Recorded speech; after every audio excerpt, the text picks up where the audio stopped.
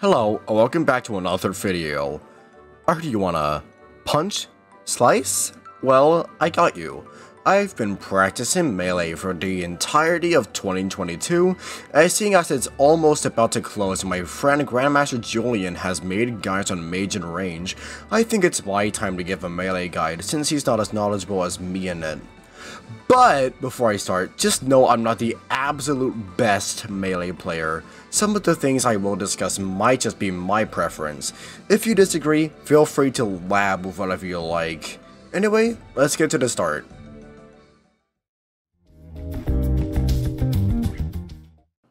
Great question.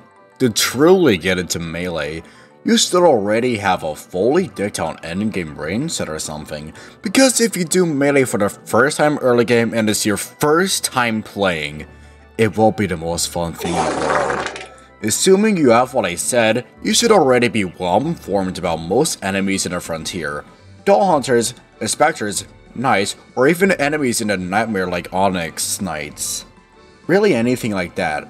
The things I just listed prove to be the most troublesome for Melee, as they have some devastating damage. What you truly want to do is look at how they attack and look for gaps.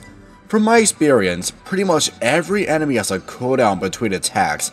If you fight King Rat daily, it should be obvious. Once he swings, he is practically unable to move or attack until he is ready again. You could take advantage of this and get some deadly punches in or sword hits and deal devastating damage. This is easily achieved by things such as Tag Red Laser, due to its absolutely amazing melee speed along with offering defense, or Clown Shoes, which allow you to jump high, slightly higher than Spider Shields, which proves to be very useful in melee combat if you're low on health or you're waiting for a special attack. What should you gather from this? Watch enemies attack closely and determine whether it's right to attack or not. I will give some examples later on, but that is a general gist.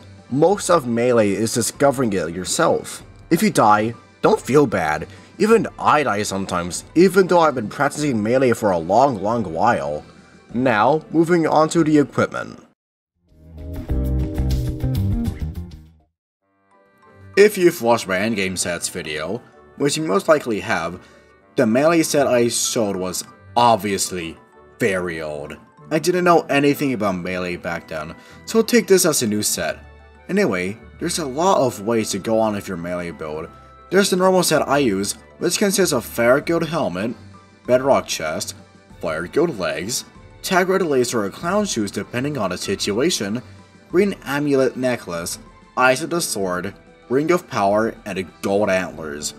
This set aims to give some good defense for close-up combat, meanwhile maintaining good melee bonus and endurance, along with some walk speed. I always go with this due to how reliable it is, as every bonus you want is pretty well balanced through here, although there's also more safe options. Basically, this set is pretty similar to the other one, but all of your armor is replaced by Water Guild. This set aims to give you a lot of regeneration bonus as a combo of Pureblood Dagger and Rusted Coin Scythe to become practically immortal. More than 4 times regen. Thanks, but you're still not getting paid for that. Back on topic, since you're trading out endurance for regeneration, you won't be able to use your weapons as much as you'd like to. There's also the tank option, which I mentioned in an old video of mine, although I don't find that one to be too reliable unless if you're farming Circus and doesn't need a huge hunk of defense for some reason, or if you're farming for the Drake set, a pretty good vanity set in my opinion. Choose whatever you like most. If anything, I should experiment with Water Guild a bit more. It's a very solid armor set. Although, what's an armor set without weapons? Let's talk about them.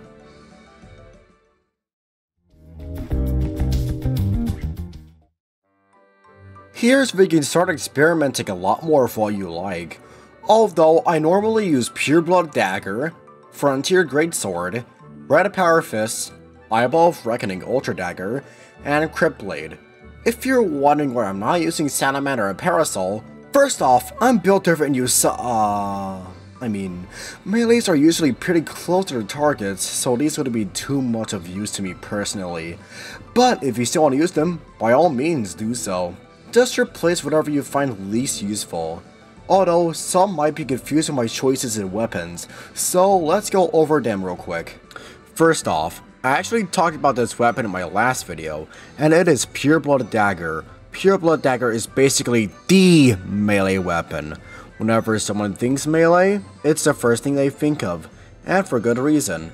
It is the only weapon to benefit from having only one type of class bonus, which makes it so you can heal as much as a Rich Man's Delight, all the while gaining 200% more damage with it. It has very high DPS and should never be underestimated.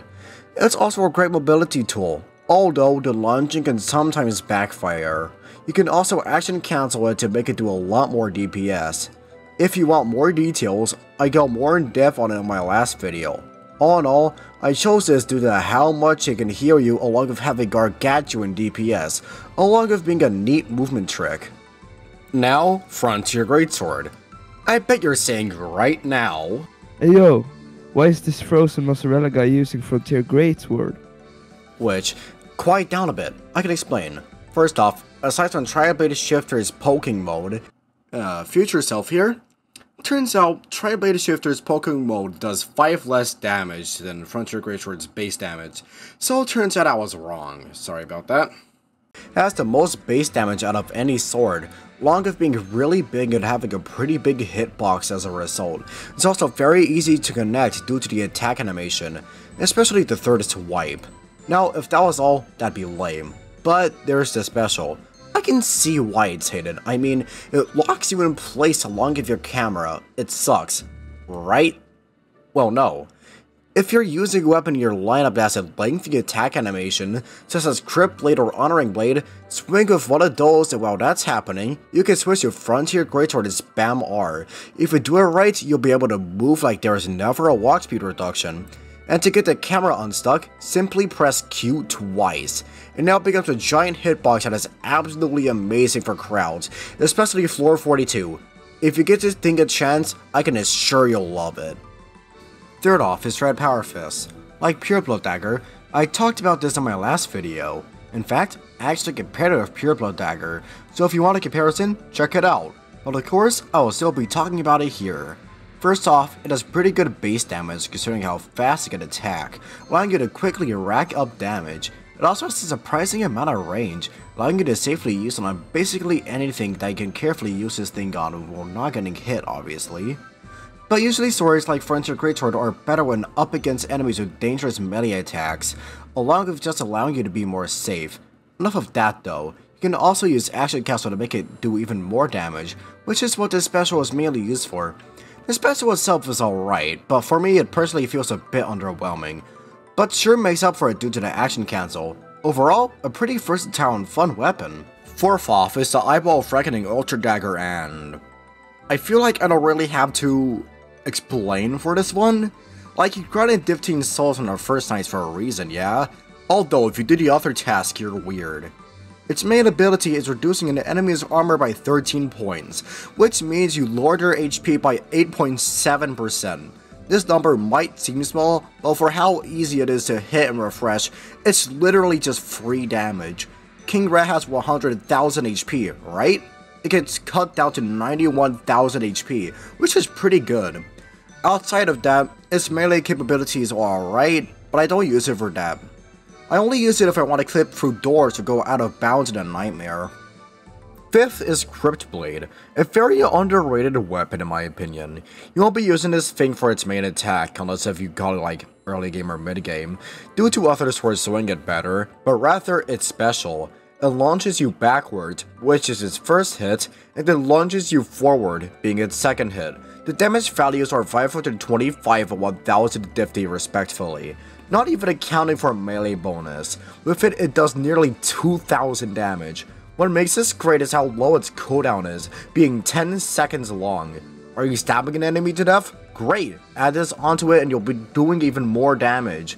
It's also great for weaving in and out of combat due to its unique special attack animation, and if you're feeling fancy, you can do some cool platforming tricks too.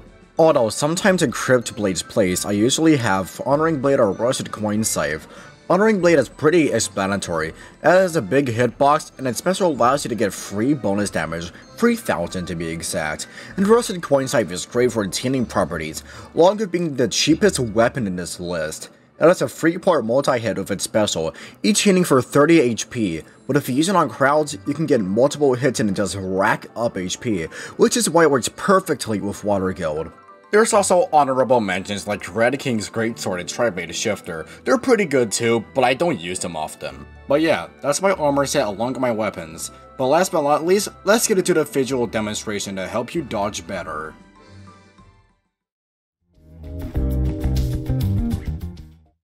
So for this example, I decided it'd be best if I did a live recording for this. As I mentioned before, enemies have a time between they can attack. Like, let me show you an example. He attacked, he's unable to move. You see what I mean?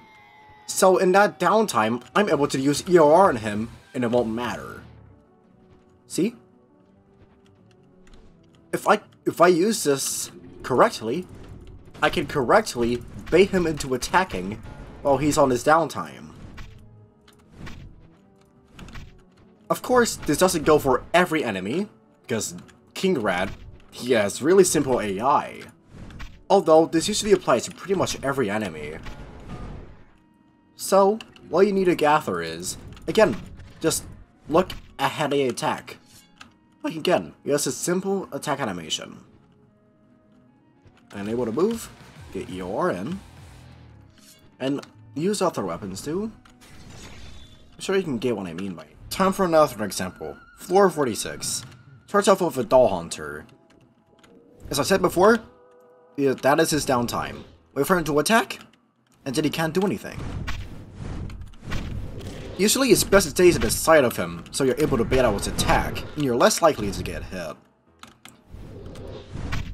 Really, the only time you're not in control is this attack. You just have to like jump around and do whatever to dodge it, because if you get hit by it a lot, you're probably dead. But great transition to another mob, the Jester. See, you can't use Red Power Fist on this guy because of this attack. You see my health bar? Yeah, that is how much damage he does. What you want to do is use Frontier Greatsword on him. Get close to him, and then back away so you bait his melee attack, but you don't actually get hit by it. Of course, you can still use Red Power Fist during his downtime, but it may be a bit less optimal. The doll. The doll's attacks are hard to dodge due to their big hitboxes, which is why I advise using bigger jumping height tools like Clown Shoes, so you're able to dodge them easier. And for this, honestly, just jump. And of course, use PBD heal when you can. Mine's off cooldown right now. Alright, transition to the next example. And now we get into the one most infamous melee enemy in the game. Wano Dizzy, or Inspectors. This guy is known if you like tap him even once, you're gonna get a flung. But you can also use the same tactic on Doll Hunters. Basically, bait out his attack and wait for his downtime right here. And when he does his slam into the ground, you can actually stay behind him. Once he does it again, I'll show you. There we go. Just stand behind him the entire time. It's like you want to circle around him. Well, thanks for watching until the end. I can assure you, if you enjoyed this video, you enjoy all the other content on this channel. And as always, I hope you enjoyed it, because like, it's almost my bath time. I have many ranged users to bully. Who's gonna do it besides me?